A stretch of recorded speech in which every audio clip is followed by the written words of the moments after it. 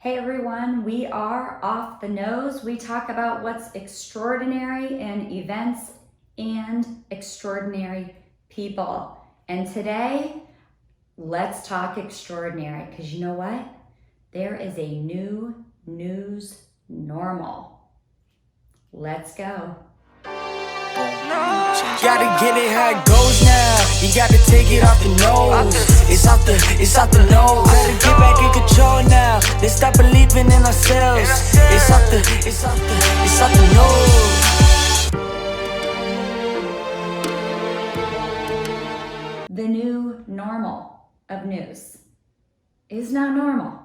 I would say there's nothing normal about it. So I grew up in Ohio, and I probably by the age of 12, I would say, maybe a little younger, I was watching the Today Show every day. Every day I was watching the Today Show, and at night I'd watch, 60 Minutes, and on the radio I was listening to Paul Harvey, Barbara Walters, first female anchor on the Today Show. I just hung on every word she said. And then Jane Pauley was really, who I came up with, right? Because I was of age, if you will, and knew what the hell was going on to some degree. And so Jane Pauley and Tom Brokaw, they were it. That's Jane Pauley is who made me want to become a journalist. After Jane Pauley was Katie Couric on the show. But I went to school for journalism. I got a degree in journalism. I ended up going down the advertising route because that's just where life took me and the opportunities took me. And so I have a little regret over that, but here I am now with a microphone and a voice. So, hey, would not call myself a journalist, even though I do have the degree. So I could if I wanted to go there. But I believe when you're a host of a podcast, you are a commentator, because I am giving you my opinion. So my opinion is that the news sucks. Yeah. And a lot of us are victims of it, or we're allowing ourselves to be victims of it, and we look pretty damn stupid. We do. And we have to take our own responsibility for this, right? Because when we used to watch the news, I don't know, back when the news first came on TVs, and well, I guess first you listened to it on the radio, right? And I don't know the years of this. And then, TVs came out and we would watch the news, and, you've seen the shows, Leave It to Beaver and all of those where they'd huddle around, and that was the thing to do. You'd listen to the news at night, and the words that were spoken were the truth. That was that. It was factual. It would never be questioned. You can have an opinion about decisions being made. Of course, people had opinions about wars and different things going on, but you believed everything that was being delivered under the package of the news, right? And today, obviously, this is not the case, right? Clearly, this is not the case. So these big platforms, CNN, Fox News, Fox News. Talk about changing names. Maybe we should change some of these names. But CNN, Fox News, Today Show, CBS, Good Morning America, Face the Nation, 60 Minutes, could go MSNBC, Squawk Box, you go on and on. They are presenting something other than what I grew up knowing as the news. They are presenting some facts, but what they are doing is creating a bias on everything that they say or present. Now, the morning shows, I would say, are slightly less, but the only reason they get away with not being as biased as the evening shows is because there's no time. Those morning shows are all about money. I read a figure like a year ago, in the first 2 hours of the Today Show, they're making over $500 million in ad revenue. So those shows are about quick sound bites and nothing too right or left. I think by design, they're going from, cooking pasta to, interviewing, a celebrity, to, yes, they do talk politics, but most of their serious stuff is the first 30 minutes. If you analyze the first 30 minutes, hell yes, it's biased. I mean, it's 100%, a Democrat point of view.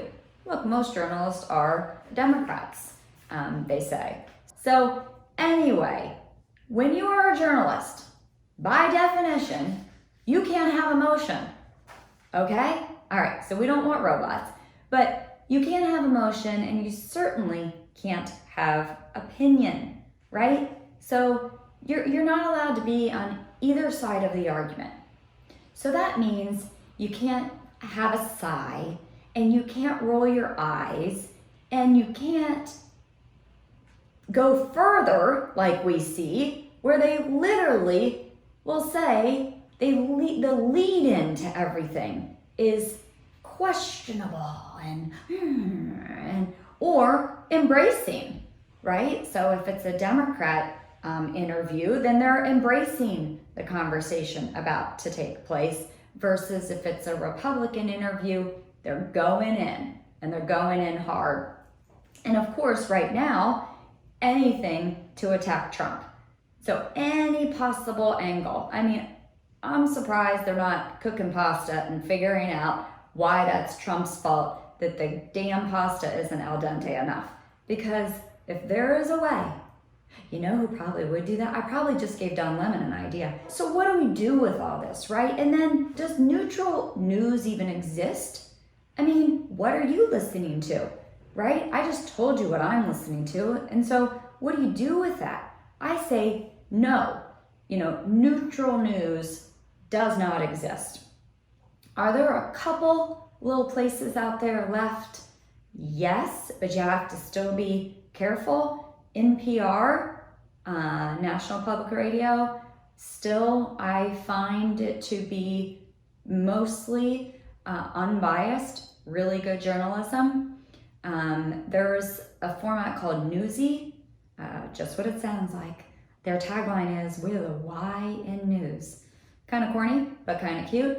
I've been following some of their stuff. Seems to be unbiased, but I've got my little antenna up watching. So that's what's coming out of this big thing called the TV that hardly anybody is even watching anymore in the same way, right? Like I said, who gets cable? I get YouTube TV. Yes, it does come out of this big thing on the wall, but a lot of it is coming through our computers, coming through our phones, and that leads us to the other place we get our news. You know what that is? Social media.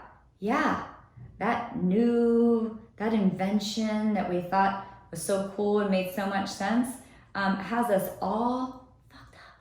Yeah, we're all screwed up because now it's really about sound bites.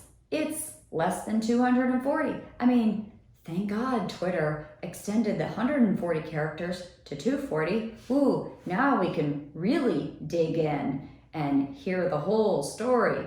Not. So now you got shit flying around everywhere, right? And even if it is a platform, if you will, putting out the information, it's still coming so fast that I don't even think these more established news agencies or platforms are doing the work they need to do. Because we want information fast. So do they even have time to explore and dig into what they need to? Number two, we want short, quick sound bites. It's our fault, right? It's kind of along the same lines of everything's made in China. Well, if you want stuff cheap, then you're going to start getting children to make it in other countries. So we have to decide who we want to be. We have to decide what kind of news do we want. Are we so stupid and so busy that we can't read more than 3 words or 240 characters? Seriously? I can, and I have faith. I have faith in all of you. But social media has made it so much harder because the information's coming so fast and quick, and we don't know. We don't know if it's true. And please, God, tell me you don't know if it's true, because a lot of people are taking it and sharing it and retweeting it and rethising it without even reading it. And that is just so irresponsible. It's as a society, as a member of society, it's not cool at all. I get it because you get excited, you're behind your candidate or you're behind your passion for whatever the topic is, but be responsible and understand that a lot of what's coming at you is not true or it's biased. And so the truth is somewhere in there, but you gotta dig, and it's probably not in the headline or it's probably not in the tweet. So you have to actually click through and read the article and say, okay, they took the most interesting soundbite out of that article and that's what got tweeted. But there's actually more to the story. Yeah, there's always more to the story. And there's always 2 sides to every story. So click the link. Ooh, I know it's a lot of work, man. A lot of work. I also challenge, these social media platforms. Like, look what's going on with Facebook right now. Zuckerberg is getting just going through the ringer, right? All these huge companies pulling their major ad budgets and trying to decide, to social media, do they have a responsibility to tell the truth? Well, I think it's amusing that we're looking at social media and saying, are you telling the truth? When the damn news stations that are, 50, 75 years old or more aren't telling the truth. So now we're gonna jump on social media platforms? Look, my opinion is social media platforms like Facebook, Twitter, and the like do not have a responsibility to be fact checkers. They're a platform. They created an outdoor space for all of us to come hold our signs and say whatever we want to say, because we have this awesome thing called free speech in America.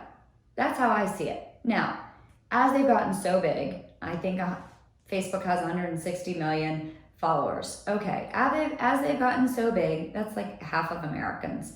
Maybe there's a responsibility, or they can help the situation only looking at the largest following groups. So if you are putting something out on Facebook and you have a following of, say, 500,000 people or more, maybe it's even 1 million or more, probably 1 million or more, then Facebook could put the energy and the resources towards seeing if the information you're putting out is accurate. I still don't think they should ever remove it.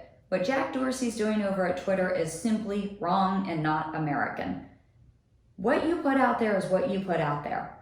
If we believe Facebook and the like should maybe put a marker on it or identify it as, hey, read all the way through it, okay, but it's bullshit. What, they gotta put a marker on it because we're too lazy to read the story? We're too lazy to look at both sides? We're too lazy to look at a lot of different resources? And then guess what? Use our brains to come up with our own opinion based on different sets of facts from different kinds of people. What happened to that? What happened to that? That is our responsibility. I am so sick of everybody blaming everybody else for everything. Take responsibility for your news. Yes, there is a new normal today. That's right. And you know what? It can be a good thing if you're a glass half full kind of guy or girl.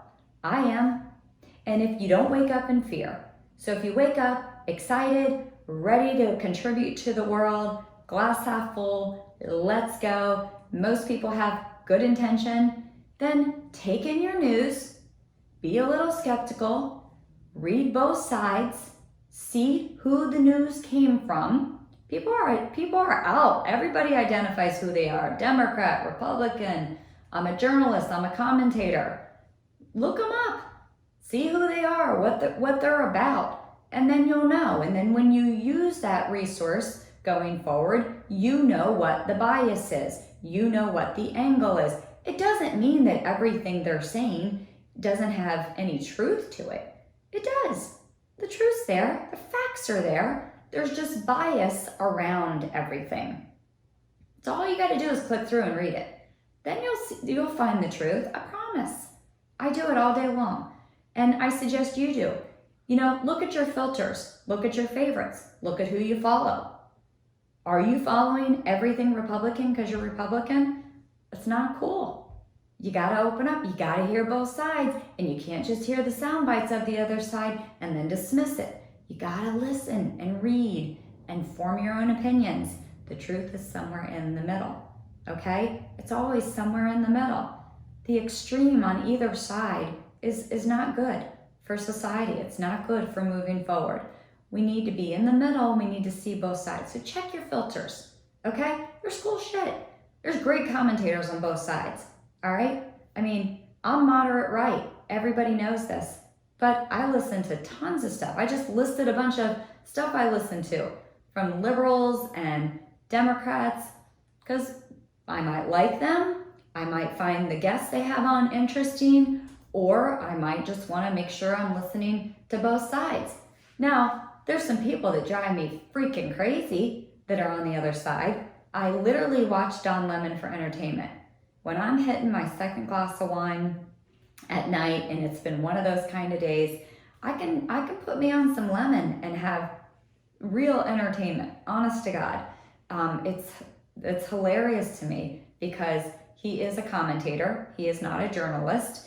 And he needs to just say that. I wish more people would just call it like it is. You're a journalist, or you're a TV host, or you're a podcaster, or you're a radio personality. Whatever you are, call it what it is.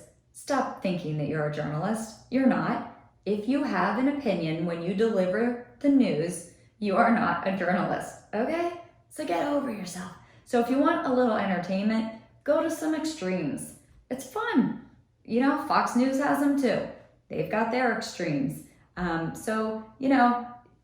Listen, learn, laugh if you want. Yeah, sometimes I get pissed off. You can do that too. That's okay. But you got to look at this stuff and form your own opinion and take accountability for how you get your news.